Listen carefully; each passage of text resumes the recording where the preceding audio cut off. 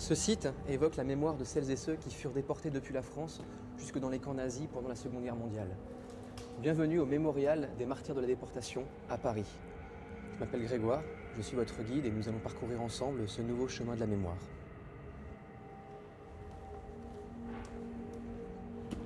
Nous sommes à la pointe de l'île de la Cité, derrière la cathédrale Notre-Dame de Paris. Ce mémorial a été construit à l'initiative de l'association Le Réseau du Souvenir qui en a fait don à l'État.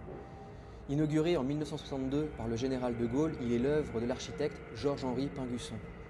Il a été classé monument historique en 1993 et a été rénové récemment en 2015.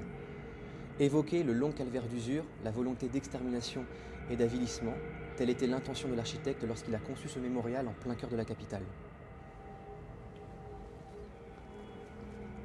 Ce parcours initiatique vise, par le silence et la solitude, à susciter chez le visiteur le recueillement et la réflexion en évoquant l'indicible enfer du système concentrationnaire. Plus qu'une simple visite éducative, ce mémorial vous propose une expérience sensorielle. Entrons dans la crypte.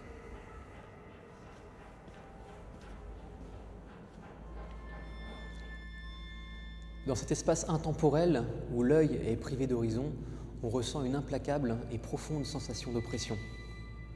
Derrière vous, au cœur de la crypte, se trouve la tombe d'un déporté inconnu. Cette longue galerie faiblement éclairée est tapissée de petites billes de verre lumineuses qui symbolisent l'ensemble des victimes déportées dans les camps de travail et de concentration. De part et d'autre de l'hexagone central prennent place deux galeries latérales comme celle-ci. Dans chacune de ces galeries, les alvéoles triangulaires contiennent des urnes qui conservent de la terre et des cendres de différents camps de concentration dont les noms sont écrits en doré.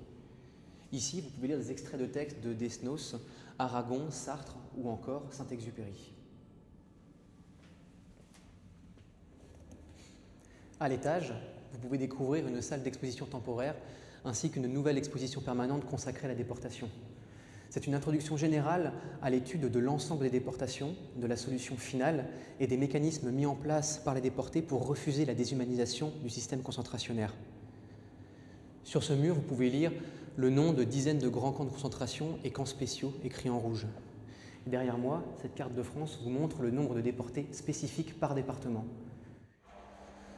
En parcourant ce corridor, vous sera présenté les différents aspects du système concentrationnaire, les mécanismes de survie et de résistance au sein des camps, ainsi que certaines photographies frappantes de détenus en habit de ville arrivant à Birkenau, au cœur de l'enfer. Cette photographie sur votre gauche, par exemple, a été prise par un SS. Seront évoquées également lors de votre visite les expériences menées par des médecins nazis sur certains détenus, ainsi que les marches de la mort, qui montraient une véritable volonté d'extermination. La première année de l'occupation, souvent qualifiée de calme, est en fait marquée par la mise en place par le commandement militaire allemand de tout un arsenal répressif pour lutter contre les premiers actes de résistance. Il repose surtout sur les jugements des tribunaux militaires des Feldkommandantur. Durant la première année d'occupation, un peu plus de 160 peines de mort sont prononcées et un quart exécutées. Et voilà, notre parcours se termine ici. Une dernière information, chaque dernier dimanche d'avril, le mémorial célèbre la journée du souvenir des martyrs et des héros de la déportation. D'autres lieux de la mémoire consacrés à l'histoire de la répression et de la déportation sont à découvrir en Île-de-France.